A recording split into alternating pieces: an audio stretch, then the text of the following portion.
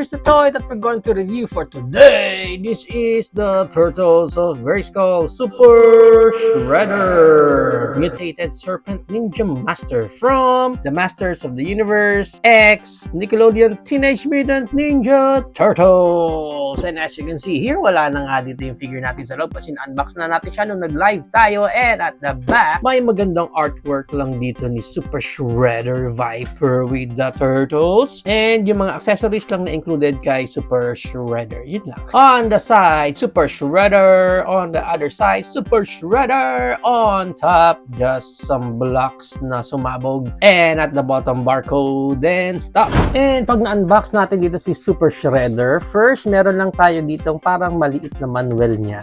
Wala naman ditong nakalagay sa likod. Pero sa harap, nandun yung remove and swap parts na pwede mong alisin sa kanya. Yun lang nakalagay dyan. Next, we have here a sturdy cardboard na may illustration ni Super Shredder. And sa likod, parang short bio or skills lang yata niya. I don't know, pero yes, itong cardboard na. And then, nandito na yung kanyang mga accessories. First is parang meron siya ditong dagger. All gold lang yung dagger niya dito.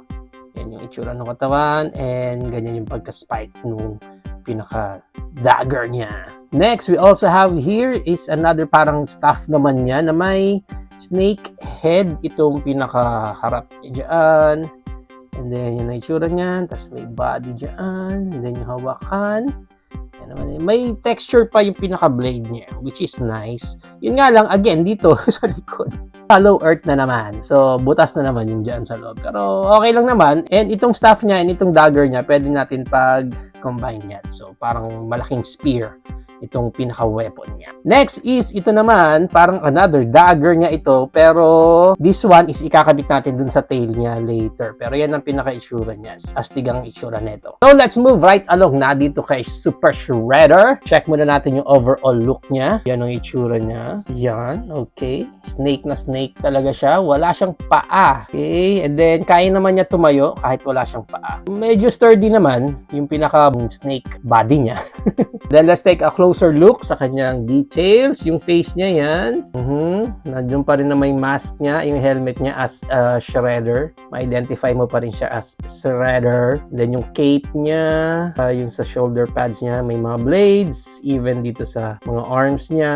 Dito wala nang any logo or emblem dyan. Dito sa belt meron. Snake pa rin. Gusto ko to, parang naging snake. Gusto ko itong parang belt niya dito na parang naging snake yung pinaka-design. Cool. And then yung skirt niya, yan. And then yung pinaka-tail niya, yan naman yung pinaka-details. Reptile na reptile yung texture niya. Yan. Yung cape niya maganda rin kasi parang battle damage. Pinaka-edges yung cape. Para sa kanyang articulation sa head niya, na-rotate yan 360 since ball jointed yan. May look up siyang ganyan and look down na ganyan. Yung cape niya, ito sasalpak mo lang naman yan dyan. So, medyo soft rubber lang siya. Yung kanyang Creed moment, meron naman siyang Creed moment pero medyo sumasabit-sabit lang ng konti sa mga parts niya. Kaya medyo challenging ng konti pag nag-arms wide open tayo.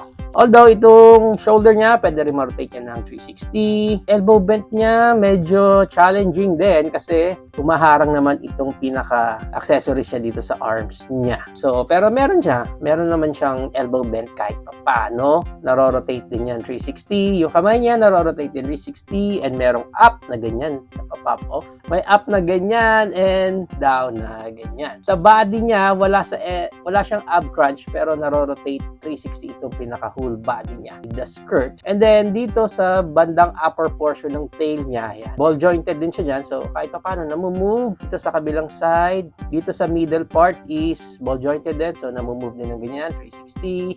And dito sa lower part, ball jointed din naman yata. Pero, mas konti na lang yung movement dito sa lower part ng tail niya. So, pwede ba natin siya ma-straight? Hindi natin siya pwedeng ma-straight kasi yung pinaka-mold ng tail niya is pa-curve talaga. So, ito na yung pinaka-straight ng tail niya. And then, dito sa dulong part, wala na talagang articulation dyan. So, pag ganyan lang yung pinaka-overall articulation niya. So, kung gusto niyo siyang medyo mukhang mas mahaba, pag ganyan siya. Pero, problem na pag itatayo niyo siya. Dito sa lower part naman niya is flat naman yan. Yun yung nagpapatayo kay Shredder.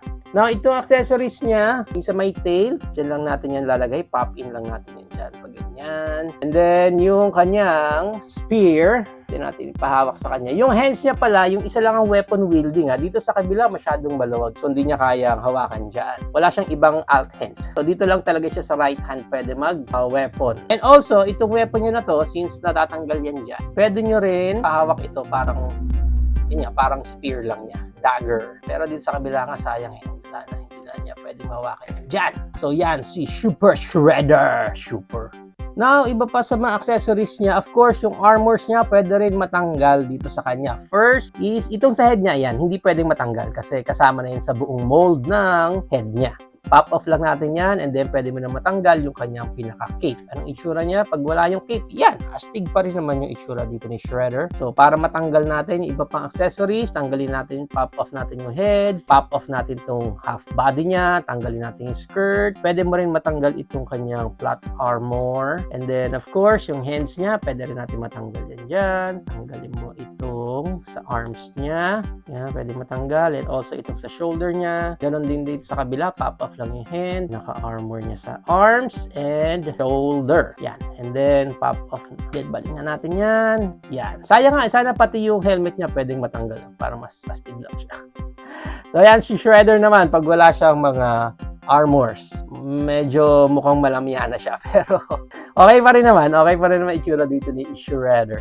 Now, para sa height dito ni Super Shredder, medyo mahirap lang kasi depende yun sa orientation yun ng tail niya. But yung regular stance lang niya is around mga nasa 6 inches to 6.25 inches naman siya. And of course, let's include na rin yung sa same line niya na si Splinter, yan, Turtle X Motu. And also, let's include from the same line si King Hiss Retro Motu na si King Randor. Magka-height sila. 200X toy line ng Masters of the Universe na si Merman, our Masterverse Skeletor, and Masters of the Universe Classics na si Chief Carnivus. Oh, include na rin natin itong loyal subject natin as Battle Armor Skeletor. So, yan ang ating height comparison. If you're planning to avail this Super Shredder from the Motu X TMNT line, ang price range niya is around 1,200 up to 2,500 pesos. Depende na lang again kung saan specific market kayo makakuha ng copy ninyo or makakakuha na rin kayo ng nakasale na siya. There you have it now guys. Yun na ang ating Turtles of Grayskull, Masters of the Universe X Teenage Mutant Ninja Turtles collaboration, Super Shredder. What do you think of this Super Shredder? Is it a go for you or a no for you? Whatever thoughts, please comment it down below. But for me, kahit na hindi naman ito ang main line ng collection ko sa Masters of the Universe, kumuha pa rin ako ng Super Shredder na to kasi sa looks niya. So parang ang unique lang kasi na ganyan siyang body na snake. So I think I can play around kasi yung mga parts niya and even yung mga armors niya. Remember guys na itong Motu TMNT line natin is almost identical doon sa retro play natin. So kung gusto nyong i-play around talaga itong toy line na to, pwede tanggalin niyo yan. Body ni King Randor. Siya naman ang gawing taong ahas. Yan no. So, pwede. Pwede niyong gawin yan. So, with that kind of playability ng line na to, talagang naengganyo ako. Other than that, medyo nakukulangan lang ako sa articulation dito ni Shredder, especially itong snake tail niya. I wish there's more pa sana na pwede nating magawa dito sa tail niya. And nabigyan sana siya ng mas madami pang articulation dyan dahil snake nga siya. So, again, itong Super Shredder na to, I'm happy na meron ako nito para sa collection natin.